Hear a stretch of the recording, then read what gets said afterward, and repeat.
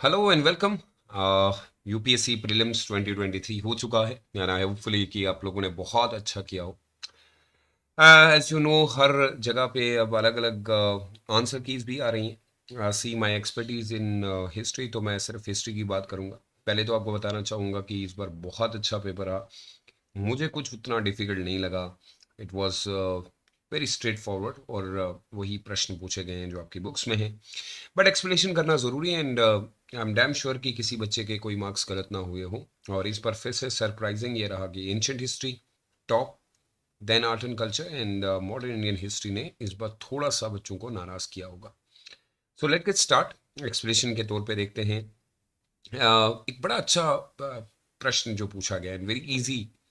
कुछ लोगों के नाम बताए गए थे और ये हम इसको कंसिडर कर सकते हैं कि ये मॉडर्न इंडियन हिस्ट्री से है और इस बार ज़्यादा से ज़्यादा जो है साउथ इंडिया से क्वेश्चन, साउथ इंडियन हिस्ट्री से हैं जिसे हमें पूछे गए हैं। देखिए सिंपल सा है, इसमें मुझे उतना नहीं लगा था। जब आप ऐसे नाम सुनते हैं जो सोचिए कि अलेक्जेंडर है, रॉबर्ट है, तो ये इन्हीं बातों से क्लियर हो जाता है कि ये उस समय की बात कर रहा है जब ब्रिटिश रूल इंडिया में था। और ब्रिटिश रूल इंडिया में है तो पहली बात तो ये क्लियर हो गई। और इसमें कभी भी आप देखिएगा जैसे English press in colonial India के साथ रिलेटेड हैं, या प्रिंसेस स्टेट के साथ रेलवे, ये सारे वो पोर्शन हैं जो आप ऑलरेडी पढ़ चुके होते हैं और लॉर्ड एलहौजी इन लोगों का हम नाम सुनते हैं। तो इतने लोग कभी भी एक बार इतने इन्वॉल्वमेंट नहीं हमें देखने को मिला।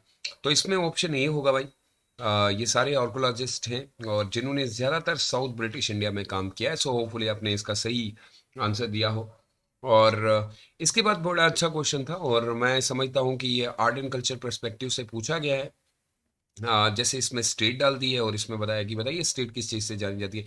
अब यहाँ पे देखिए ना, थोड़ा सा शायद ट्विस्टेड रहा बच्चों के लिए कि ये शिविज्म केव श्राइन से पूछता है कि ये जगह इससे फेमस है, जबकि अगर आप देखेंगे तो ये जगह बिल्कुल भी इससे फेमस नहीं है।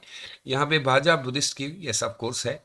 और सितनवाल्स जैनिज्म केव श्राइन्स बहुत फेमस है। क्लास 11 की एनसीईआरटी से पूछा गया सवाल है और वहाँ पे बिल्कुल मेंशन किया गया है, तो स्ट्रेट फॉरवर्ड था। इसमें अब करेक्ट आंसर जो है वो आप बी लगाते हैं। यहाँ पे एक्सप्रेशन सही दिखाता है कि ये 22 रॉक कट केव्स हैं और सेकंड सेंचुरी बीसी में पुणे के अंदर लोकेटेड हैं। भाजा केव्स जो है बेस्ट नोन अपने बुद्धिस्ट केव के लिए जानी जाती हैं। उसके बाद जो दूसरा हम बता रहे हैं सितनवासा केव, जो कि दूसरे नाम आरिवला कोली के नाम से भी जाने जाते हैं और सेकंड सेंचुरी में बनाए गए। और इन जगह का नाम ही देखिएगा कि एक गांव है पुडुकोट्टी, डिस्ट्रिक्ट ऑफ तमिलनाडु। और ये केव्स अपने जैन मोनेस्ट्री के लिए 7th सेंचुरी के लिए जानी जाती हैं। अब यहाँ पे नीचे दे दिया गया है कि यार ये क्यों नहीं बनता ये आंसर, क्योंकि ये टेम्पल के लिए फेमस है, नॉट फॉर द केव्स। तो ये ऊपर क्योंकि आप देखिए ना, तो किस चीज़ के लिए पेयर किया गया है, तो ये केव्स के लिए नहीं है, ये पिलग्रिम साइट है जो majorly archaeological excavation 20th century में शुरू होती है। यहाँ पे हमें काफ़ी सारे पिलर्स मिलते हैं, तो ये आंसर नहीं बनता इसका। अगला क्वेश्चन बड़ा सिंपल है बेटा, सिंपल सी। 2015 को प्राइम मिनिस्टर नरेंद्र मोदी जी के अंतर्गत ये हो गया था कि 7 अगस्त जो है वो भारत के अंदर सेलिब्रेट किया जाता है नेशनल हैंडलूम डे। और मुझे नहीं लगता है कि किसी बच्चे को इसमें प्रॉब्लम हो, क्योंकि 7 अगस्त 1905 के अंदर स्वदेशी मूवमेंट स्टार्ट कर गई थी। जब हुई तो उसकी एक्सप्रेशन मांगी है, तो क्या इसमें कोई ऐसा मुझे खास नहीं लगा कि सर इसमें तो हालत बुरी हो जाएगी। बड़ा सिंपल सा। इसमें भी थोड़ा सा मुझे लगा जैसे in which of the following region was Dhanyakataka, तो टर्मिनोलॉजी बेस्ड क्वेश्चन था। प्रोमिनेंट बुद्धिस्ट, अब तो बुद्धिस्ट से ही सब सवाल है, तो ये आंध्र की जगह गंतूर इसका जो है वो डिस्ट्रिक्ट है बेटा।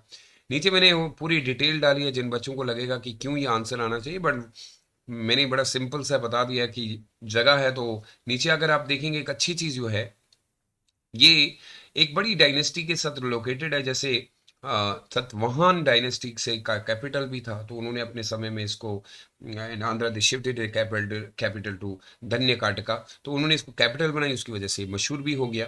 एक्सप्लेनेशन दी हुई है, फिर भी आप देख लीजिएगा। अब यहाँ पे है with reference to ancient India, consider करिएगा कि स्तूपा जो है वो बुद्धिस्ट ऑरिजिन है, यानी इस पे थोड़ा सा बच्चों को ट्विस्ट लगा होगा। ऋग्वेद, संवाद, यजुर्वेद, हर जगह पे दिया गया है कि बेसिकली ऐसा नहीं है। बुद्धिस्ट से भी पहले जो है यहाँ पे केव्स बना करती थी। जैसे आप लिख सकते हैं कि मेगालिथिकल ईज एक हमारी पास है, फिर आर्यंस के टाइम पे भी। तो ये कहना कि जनरली यहाँ से है तो नहीं है भाई, ये 1 जो है वो बिल्कुल गलत है, 2 एंड 3 बिल्कुल सही है। और फिर वही वाला है, how many pairs are true, then the correct answer will be like only. तो इसमें बी आपका जो है वो सही हो जाता, ओनली 2। तो यहाँ पे क्यों 2 हो जाता, तो इसका पूरा मैंने ओरिजिन आपको बता दिया। बड़ा इंटरेस्टिंगली अगर आप पढ़ेंगे तो इसमें मैंने सारा वो डाला हुआ है। तो यहाँ पे पहला बता देता है कि स्तूपा का जो ऑरिजिन है ना, ये बेसिकली अर्लियर फॉर्म बहुत पहले था जिसको मेगालिथिकल कल्चर कहते हैं, और इंडस वैली कमाल की बात है। इवन तो आप ऋग्वेद के अंदर में भी, उसके बाद अथर्ववेद इसका जो है प्रमाण देती है, और कुछ हमारे पास ब्राह्मणा संहितास भी हैं जो ये कहती हैं कि इससे पहले भी था। लेकिन वही है कि ओरिजिनली स्तूपा जो है वो बुद्धिस्ट से ही जाना जाता है, बट ओरिजिन के तौर पे अगर देखें तो पीछे जाएगा। इसका एक्सप्लेनेशन है, प्लीज देख लीजिएगा। इसमें देखिएगा कि एंशियंट साउथ इंडिया बड़ा सिंपल सा है, कोई इतना डिफिकल्ट नहीं लगा मुझे। और ये साउथ इंडिया की हिस्ट्री से जब टीचर आपको संगम एज पढ़ा ही रहा होता है तो ये क्लास 6 की एनसीईआरटी से भी निकल आ जाएगा, कोई इतना खतरनाक ही सिंपल सा है कि ये आप उस समय के बंदरगाह हुआ करते थे, पोर्ट एरिया, जैसे कि मुसरी हो गया। मुसरी देखिएगा मिचूरी यानी चेरा यूज करते हैं, और Korkai Pandya and they discovery at the Arikamedu. Arikamedu बड़ा एक फेमस है। और फोमफार यानी कि Chola, Coromandel and other sites जो है वो एविडेंसेस प्रोवाइड करते हैं कि एक इंटरनेशनल ट्रेड हुआ करता था। तो सिंपल है भाई, कर सकते हैं। उसके बाद यहाँ पे संगम से ही आपको पूछा गया है टर्मिनोलॉजी बेस्ड, तो पूरा साउथ इंडिया ही पूछा है ना, तो याद रख लीजिए कि यहाँ पे है वाटा, वाटा किरुतोल।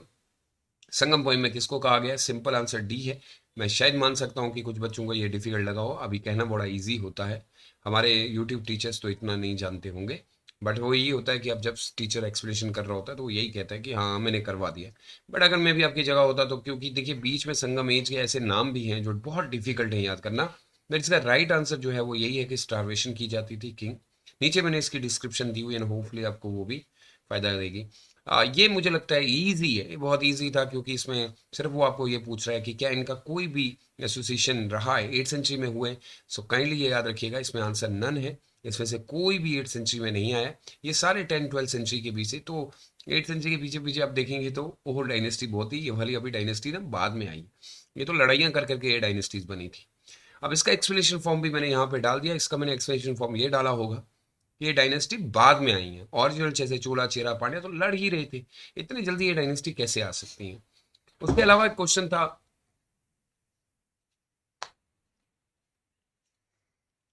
लिटरली वर्क देखिएगा, देवी चंद्र गुप्तम, ठीक है, बिल्हाना ने लिखा है। तो ये इन्होंने पूछा कि डायरेक्टली बताइए ऐसा, तो ये क्या होता है ना, तो इस बार जो यूपीएससी अच्छा स्टेट लेवल के एग्जाम हो उसमें मलिंडा पाना इतनी बार पूछा जाता है, ये नागार्जुन का वर्ड ही नहीं।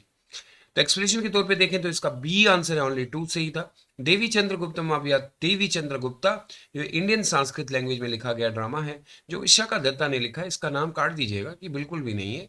और बुद्धिस्ट टेक्स्ट के तौर पे हम अगर देखेंगे तो बाकी की और सारी चीज़ें हमें देखने को मिली। उसके बाद मलिंडा पाना नहीं दे सकते आप, वो तो एक बुद्धिस्ट टेक्स्ट है जो नागसेना के तौर पे जो है वो लिखा गया है। और very simple answer, no difficult at all. Souls are not, देखिए ये बात बिल्कुल इतना कर लीजिए ना इसको, जैनिज्म सोल हर चीज में है, वो एक ही धर्म है जो जैनिज्म ही फ्ला। So it was related to a philosophical question, very easy and बड़ा इजी किया जा सकता था। क्वेश्चन नंबर 18 भी बहुत इजी था, क्योंकि विजयनगर अंपायर में अगर आप देखेंगे तो संगमा डायनेस्टी जो है ना वो सबसे ज्यादा हार्ड करते हैं। उसके बाद तलुआ डायनेस्टी, आरुवड़ा डायनेस्टी, और यहाँ पे देवराय फर्स्ट जो है ये संगमेश से थे। इनके पिताजी का नाम अगर पीछे आप पढ़ेंगे, हरिहरा बुक्का ने एक बनाया, फिर संगमेश में Devaraya first, Devaraya second, majority of काम कंस्ट्रक्शन के इनके टाइम पे हुए। आप ये लिख, और इनकी काफ़ी सारी जानकारी हमें मिलती भी है। उसके साथ अहमद शाह, तो ये मुझे लगा था कि इस बार मिड को तो बहुत पूछेगा लेकिन पूछा नहीं है। कहा जाता है कि अगर आप देखेंगे तो सी है, वैसे इजी नहीं है, बहुत मुश्किल था, क्योंकि बीच में क्वेश्चन निकलता है, तो थोड़ा बहुत मैं कह सकता हूँ। इसकी डिटेल एक्सप्लेनेशन मैंने नीचे दी हुई है।